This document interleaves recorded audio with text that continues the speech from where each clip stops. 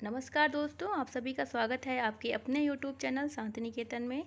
NTA UGC net JRF के अंतर्गत हिंदी विषय से संबंधित जो भी सिलेबस लगाया गया है, हम उसका अध्ययन कर रहे हैं।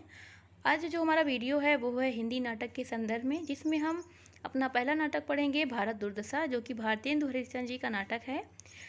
यह नाटक पढ़ने से पहले एक महत्वपूर्ण सूचना यह देनी है कि हिंदी साहित्य से संबंधित अगर आपको अन्य तथ्यों पर जानकारी प्राप्त करनी है या फिर अन्य तथ्य जैसे हिंदी उपन्यास, हिंदी कहानी या फिर हिंदी साहित्य के का इतिहास है या फिर अन्य गद्य विधाएँ, इनसे संबंधित आपको अगर वीडियो चाहिए तो वो हमारे चैनल पे अपलोडेड हैं। आप वहाँ पे जाकर के इन्हें पढ़ सकते हैं, देख सकते हैं। और अगर आपको वीडियो अच्छा लग रहा है तो प्लीज़ लाइक करें, शेयर करें, जितना ज़्यादा से ज़्यादा हो सके कमेंट करके अपनी प्रतिक्रिया अवश्य दें। फिलहाल चलिए हम अपना नाटक देखते हैं, भारत दुर्दशा, भारतेंदु हरिश्चंद्र जी का नाटक। भारतेंदु हरिश्चंद्र जी का यह जो नाटक है, इसे विस्तृत तौर पे जानने से पहले हम भारतेंदु हरिश्चंद्र जी के कुछ नाटकों को देख लेते हैं, क्योंकि अक्सर परीक्षा में भारतेंदु जी के जो नाटक हैं उन्हें बहुत ज़्यादा पूछा जाता है। कभी क्रम से पूछा जाता है, कभी किसी का सन पूछ लिया जाता है, तो कभी किसी का विषय वस्तु पूछ लिया जाता है। तो भारतेंदु जी के जितने नाटक हैं पहले हम उन्हें एक बार देखेंगे सरसरी निगाह से, उसके बाद हम भारत दुर्दशा पर विस्तृत चर्चा करेंगे। तो अगर हम बात करें भारतेंदु जी के जो नाटक हैं इनके बारे में, इनका समय देखें अगर, तो इनका समय है 1850 से 1885 ईस्वी। भारतेंदु हरिश्चंद्र जी द्वारा लिखे गए नाटकों को हम दो वर्गों में विभाजित कर सकते हैं, पहला अनुदित नाटक और दूसरा मौलिक नाटक। अगर हम अनुदित नाटकों की बात करें तो उसमें आता है सर्वप्रथम विद्यासुंदर। पहला नाटक है विद्यासुंदर, जिसका समय है 1868 ईस्वी। अगर हम देखें तो यह चौर कवि द्वारा संस्कृत भाषा में लिखे गए विद्यासुंदर के बंगला भाषा का हिंदी अनुवाद है। दूसरा है पाखंड विडंबन, जिसका समय है 1872 और समय इसका 1872 है। और अगर हम देखें तो यह प्रबोध चंद्रोदय, जो कि संस्कृत भाषा में लिखा गया ग्रंथ है, उसके तीसरे अंक का हिंदी अनुवाद है। तीसरा देखते हैं धनंजय विजय है, जिसका समय है 1873 ईस्वी। तो यह कांचन कवि के संस्कृत नाटक का हिंदी अनुवाद है। इसे व्यायोग भी कहते हैं। इसे क्या कहते हैं? व्यायोग। अधिकतर परीक्षा में पूछ लिया जाता है तो इसलिए बता दिया, इसे क्या कहते हैं? इसे व्यायोग भी कहा जाता है। अगला है कर्पूर मंजरी, जिसका समय है 1875 ईस्वी। कर्पूर मंजरी जो है वो राजशेखर द्वारा प्राकृत भाषा में लिखे गए सट्टक का हिंदी अनुवाद है। ये किसका अनुवाद है? सट्टक का अनुवाद है। जबकि धनंजय विजय क्या है? एक व्यायोग है। अगला देखेंगे सत्य हरिश्चंद्र है, जिसका समय है 1875 ईस्वी। यह चंड कौशिक का हिंदी अनुवाद है। चंड कौशिक के अगर रचनाकार की बात हम करें तो वह है क्षेमेंद्र। अगला है भारत जननी, जिसका समय है 1877 ईस्वी। अगर हम देखें तो इसके बारे में, तो यह संस्कृत भाषा में लिखे गए भारत माता का हिंदी अनुवाद है। अगला आता है मुद्रा राक्षस, जो कि विशाख दत्त द्वारा संस्कृत में लिखे गए मुद्रा राक्षस का ही हिंदी अनुवाद है। आगे देखेंगे, आगे है दुर्लभ बंधु या रंगपुर का व्यापारी। दुर्लभ बंधु या फिर रंगपुर का व्यापारी। तो इसमें इसका समय देखें तो 1880 है। इसका समय 1880 ईस्वी है। यह शेक्सपियर के नाटक मर्चेंट ऑफ वेनिस का हिंदी रूपांतरण है। एक नाटक और इनका माना जाता है अनुदित नाटकों के अंतर्गत में, रत्नावली, जिसका समय 1868 ईस्वी बताया गया है। फिलहाल अभी यही दुर्लभ बंधु तक ही ज़्यादा इम्पॉर्टेंट है। इन्हें क्रम से आप एक बार फिर से देख लीजिएगा, क्योंकि बहुत ज़्यादा परीक्षाओं में इनको क्रम से लगाने के लिए आता है। इनकी विषय वस्तु पूछती है और इनका समय पूछ लिया जाता है, तो आप इन्हें अच्छे से देख लीजिए। अब हम बात करेंगे हरिश्चंद्र जी के मौलिक नाटकों के संदर्भ में। मौलिक नाटक इनके कौन कौन से हैं उन्हें, तो पहला जो मौलिक नाटक है इनका वह है वैदिकी हिंसा हिंसा न भवति। वैदिकी हिंसा हिंसा न भवति इनका नाटक है, पहला मौलिक नाटक, और जिसका समय है 1873 ईस्वी। और यह एक प्रहसन है, अक्सर परीक्षा में यह पूछ लेता है। दूसरा है प्रेम जोगनी, जिसका समय है 1875 ईस्वी। और यह एक नाटिका है जो कि अपूर्ण थी, और इसे पूरा किसने किया? तो इसे पूरा किया है राधा कृष्ण दास जी ने। इसमें भारतेंदु जी ने स्वयं के जीवन को भी आधार बनाया था, तो इस संदर्भ में यह ज़्यादा इम्पोर्टेंट हो जाती है। तो अगला देखते हैं। अगला है श्री चंद्रावली, जिसका समय है 1876 ईस्वी और यह भी एक नाटिका है। अगला है विशस विस्मौषधम, जिसका समय है 1876 ईस्वी और यह है एक भाण। यह क्या है? एक भाण है, बहुत ज़्यादा पूछा जाता है। अगला है भारत दुर्दशा, यही हमारे सिलेबस में भी लगाया गया है, यही हमें पढ़ना भी है। भारत दुर्दशा, जिसका समय है 1880 ईस्वी और 1880 इसका समय है। और अगर हम देखें तो यह एक नाट्य रासक या फिर लास्य रूपक है। अगला है नील देवी, जिसका समय है 1881 ईस्वी, यह एक गीति रूपक है। अगला है अंधेर नगरी, यह भी हमारी सिलेबस में लगाया गया है, यूजीसी नेट के सिलेबस में। इसका समय है 1881 ईस्वी और यह एक प्रहसन है, बहुत ही अच्छा नाटक है। अगला है सती प्रताप, जिसका समय है 1873 ईस्वी, यह अपूर्ण है और यह नाटक है। यह अपूर्ण है और एक नाटक है। भारतेंदु जी के मौलिक नाटकों में सती प्रताप को ही केवल नाटक की संज्ञा दी गई है, बाकी सभी में कोई नाटिका है, कोई भान है, कोई नाट्य रासक है, कोई गीत रूपक है, कोई प्रहसन है, कोई तो ऐसे ही सारे हैं, सबकी प्रकृति इस प्रकार की है। बस एक है सती प्रताप जो कि नाटक माना जाता है। तो यह तो था भारतेंदु हरिश्चंद्र जी के अनुदित और मौलिक नाटकों के बारे में। इन्हें बहुत ज़्यादा पूछता है, इसलिए हमने बता दिया। अब हम अपना देखेंगे जो कि बहुत सबसे ज़रूरी है, जो हमारे सिलेबस में लगाया गया है, भारत दुर्दशा। भारत दुर्दशा की बात करें तो भारत दुर्दशा का जो प्रकाशन है इसका हमने देखा 1880 ईस्वी। यह एक मौलिक नाटक है, जैसा कि हम सभी ने भी देखा था आगे, जिसे नाट्य रासक या फिर लास्य रूपक कहा जाता है। इसे देश वत्सलता का नाटक भी कहते हैं। क्या कहते हैं? इसे देश वत्सलता का भी नाटक कहा जाता है। सबसे महत्वपूर्ण यह है कि इस नाटक की जो शुरुआत होती है वो मंगलाचरण से होती है, जिसमें मलेच्छों से मुक्ति के लिए श्री कृष्ण जी के कल्कि रूपी अवतार का स्तुति की गई है। सबसे महत्वपूर्ण है, पूछ सकता है कि इसकी शुरुआत किससे की होती है, तो शुरुआत मंगलाचरण से होती है और श्री कृष्ण के कल्कि रूपी अवतार का स्तुति की गई है मलेच्छों से मुक्ति दिलाने के लिए। अगला अगर पॉइंट हम देखें तो अगला पॉइंट इसके नाटक के संदर्भ में यह है कि ये तो इम्पोर्टेंट नहीं है, मतलब इसमें बताया गया कि मंगलाचरण जैसे, तो मंगलाचरण के 3 प्रकार बताए हैं भरत मुनि ने अपने नाट्य शास्त्र में, वो इम्पोर्टेंट नहीं है। आगे जो महत्वपूर्ण बात है वो यह है कि इसमें कुल कितने अंक हैं, तो कुल अंक इसमें 6 हैं, जिसमें 6 दृश्यों का वर्णन किया गया है। तो पहला जो अंक है उसका नाम है वीथी, जिसमें क्या होता है, जिसमें योगी का आगमन होता है।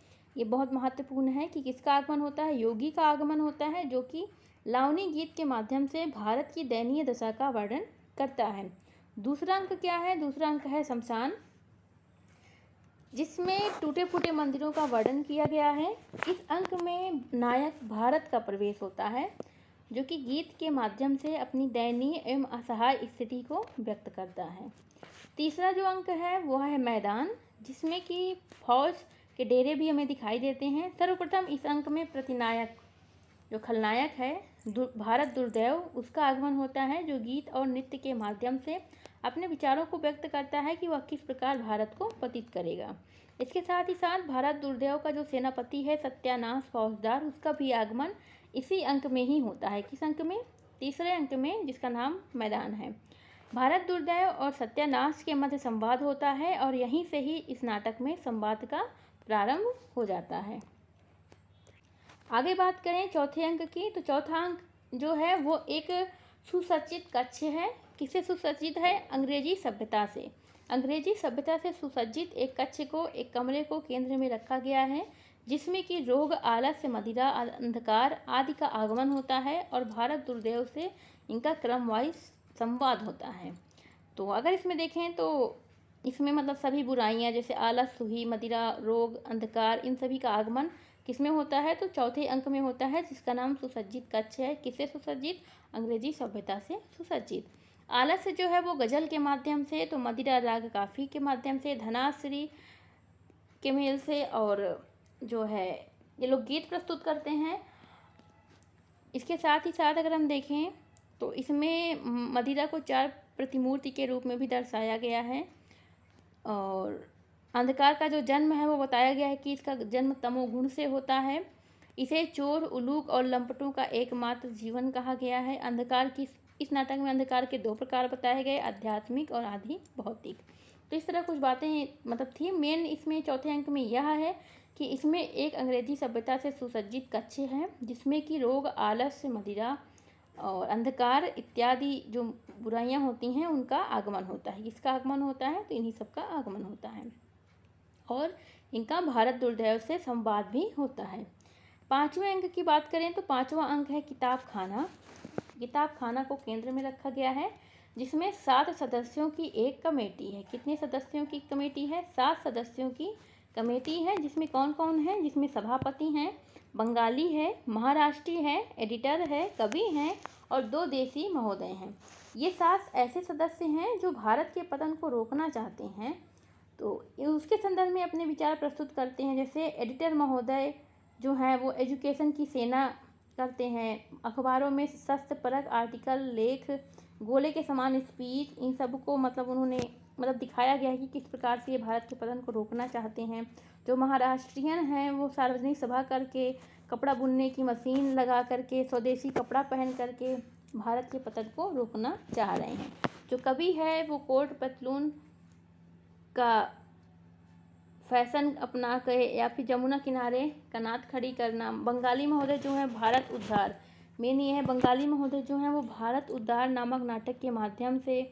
और पहला जो देसी महोदय है, 2 देसी महोदय हैं, तो पहला जो देसी महोदय है वो विद्या की उन्नति की जाए, विभिन्न कलाओं को सीखा जाए, इस प्रकार से भारत के पतन को रोकना चाहता है। तो सभी अपना अपना योगदान देना चाह रहे हैं। तो इस 5वें अंक में 7 सदस्यों की कमेटी है जो कि विभिन्न प्रकार से अपने कर्मों के द्वारा भारत के पतन को रोकना चाहते हैं। जिसमें कौन कौन है? सभापति हैं, बंगाली है, महाराष्ट्री हैं, एडिटर हैं, कवि हैं, 2 देसी महोदय हैं। आगे हम देखेंगे छठा अंक जो है वो है वन। छठा अंक वन है जो कि वन को केंद्र में रखा गया है जिसमें कि भारत भाग्य का आगमन होता है। किसका आगमन हो रहा है छठे अंक में? भारत भाग्य का आगमन हो रहा है। भारत भाग्य का आगमन होता है जो कि नायक जो है भारत उसका प्रच्छन्न शत्रु है। कौन माना है ये बात? नायक जो भारत है, भारत जो है नायक उसका प्रच्छन्न शत्रु भारत भाग्य को किसने माना है? तो दशरथ ओझा ने माना हुआ है। तो इस तरह ये सारे अंक हैं, ये 6 अंक हैं, बहुत ही महत्वपूर्ण है। इन्हें परीक्षा में क्रम वाइज लगाने को पूछ लेता है या फिर कौन से अंक में क्या है, कौन सा दृश्य है या फिर किसका आगमन होता है ये पूछता है। तो इस संदर्भ में हमने सभी अंकों को बता दिया है। आगे अगर हम बात करें इस अंक के संदर्भ में तो प्रथम अंक में जैसे पहला अंक जो है हमारा उसमें भारत दुर्दशा का वर्णन किया गया है। पहले अंक में भारत दुर्दशा का वर्णन किया गया है, अंग्रेजी राज्य की प्रशंसा की गई है, राजभक्ति बनाम देशभक्ति का द्वंद्व हमें देखने को मिलता है। दूसरा अंक अगर हम देखें तो दूसरे अंक में भारत के प्राचीन वैभव को नष्ट दिखाया गया है। तीसरे में अगर हम देखें तो तीसरे में हिंदू मानसिकता को उजागर किया गया है, वैष्णव धर्म की संकीर्णता को केंद्रित किया गया है, रेखांकित किया गया है। चौथे अंक में अगर हम देखें तो रूढ़िवादिता पर व्यंग किया गया, साथ ही साथ व्यंग्यपरक संवादों के माध्यम से हमारी कमजोरियों को उजागर किया गया है। पांचवा जो अंक है उसके पात्रों के माध्यम से उसके पात्रों को प्रतीक के रूप में रखा गया है और संकीर्णता, रूढ़िवादिता, मानसिकता आदि पर व्यंग किया गया है। छठे अंक में भारत के गौरव गाथा का और भारत की दुर्दशा का वेदना युक्त वर्णन हमें देखने को मिलता है। तो इस तरह ये 6 जो थे अंक थे और इनके संदर्भ में जानकारियाँ थी। अगर हम इस नाटक की विशेषता की बात करें तो इस नाटक में क्या हुआ है? इस नाटक में भारतवासियों को नव जागरण का संदेश देने का कार्य किया गया है जो आज भी इस नाटक को प्रासंगिक बनाता है। भारत दुर्दशा नए भारत को जगाने के प्रयत्नों का नाटक है। यह किसका कथन है? सिद्धनाथ कुमार का। सिद्धनाथ कुमार कहते हैं कि भारत दुर्दशा नए भारत को जगाने के प्रयत्नों का नाटक है। इसके साथ ही अगर हम इसकी अन्य विशेषता देखें तो इसमें पद लोलुपता का वर्णन किया गया है, राष्ट्रीय चेतना हमें देखने को मिलती है, देशी रियासतों पर फटकार है। इसके साथ ही अंग्रेजों की फूट डालो राज करो की नीति का भी वर्णन है। महारानी विक्टोरिया की प्रशंसा की गई है। संप्रदायों में आपसी मतभेद का वर्णन है। अंग्रेजों के द्वारा दी जाने वाली उपाधियों की निंदा की जाती थी, हमारे भारतीयों के द्वारा की गई है, वो दिखाया गया। किसी तरह से जिस तरह भारतीयों में भावनात्मक विद्रोह था अंग्रेजी राज्य के विरुद्ध, वो हमें देखने को मिलता है। साथ ही साथ बौद्धिक वर्ग की मानसिकता पर भी व्यंग हमें यहाँ पे देखने को मिलता है। इस नाटक को राजनीति प्रधान नाटक किसने माना है? तो वह माने हैं बच्चन सिंह ने। बच्चन सिंह ने भारत दुर्दशा को राजनीति प्रधान नाटक माना है। इस नाटक के माध्यम से विभिन्न कुप्रथाओं का विरोध किया गया है। साथ ही समाज की कायरता पर व्यंग है। देसी राजाओं के शासन से अंग्रेजी शासन को बेहतर बताया गया है। साथ ही साथ समाज में व्याप्त अलगाव का जो वर्णन है उसको दिखाया गया, जो कि हमारे पतन का एक कारण भी है। अगर देखें तो यह जो नाटक है वह एक राष्ट्रीय परक नाटक है। इसमें पत्रकारों पर व्यंग किया गया है। इसके साथ ही साथ भारत के उद्धार के लिए कई प्रयास किए गए हैं, प्रयास पे विचार किया गया है, वो भी हमें यहाँ देखने को मिलता है। इसके साथ ही अगर हम देखें तो इस नाटक में हमें जो है वो पात्रों का मानवीकरण देखने को मिलता है। जैसे यहाँ पे रोग, मदिरा, अंधकार, ये सब पात्र के रूप में आते हैं, तो पात्रों का मानवीकरण यहाँ पे देखने को मिलता है। अगर देखें तो नाटक का जो संदेश है वो नकारात्मक ना होकर सुख का संदेश वाहक है। तो इसमें मतलब कुल मिला के यही सारी बातें हैं। मेन बात ये थी कि ये 6 अंक में क्या क्या है, कौन कौन सा दृश्य है, किसका आगमन होता है और 6 अंक के नाम क्या क्या हैं, तो वो ज़्यादा इम्पोर्टेंट है। इसका प्रकाशन कब हुआ? 1880 ईस्वी में हुआ। ये सबसे ज़्यादा महत्वपूर्ण है। इसके पात्र बाकी सारे हमने बताया ही है, बाकी बस इतना ही है। और कुछ लाइनें हैं, जैसे दीन बना मैं इधर उधर डोलता फिरता हूँ, हे नाथ मेरी रक्षा करो, मुझे उबारो, या भारत जो नायक भारत है उसके कथन है। को नहीं पकड़त मेरो नाथ, यह भी भारत का ही कथन है। रोवाहूँ सब मिलियों आवों भारत भाई, ये लावनी गीत का है, योगी का कथन है। योगी प्रथम अंक में योगी का आगमन होता है, तो यह योगी का कथन है। कौड़ी कौड़ी को करूँ मैं सबको मुहताज, भूखे प्राण निकालूं इनका तो मैं सच्चा राज। यह किसका है? भारत दुर्दैव, जो क्या है? प्रतिनायक है, खलनायक है। और इसके अलावा दुनिया में हाथ पैर हिलाना अच्छा नहीं, मर जाना पे उठ के जाना अच्छा नहीं, यह आलस्य का कथन है। और इसके अलावा जागो जागो जागो रे भाई, यह भारत भाग्य का कथन है, जो कि भारत का सहयोगी है, लेकिन दशरथ ओझा ने इसे भारत का प्रचंड शत्रु माना है। यह इम्पोर्टेंट बात है। तो यह सारी कुछ महत्वपूर्ण बातें थी जो कि भारत दुर्दशा के संदर्भ में थी, जो हमने आपको बता दी।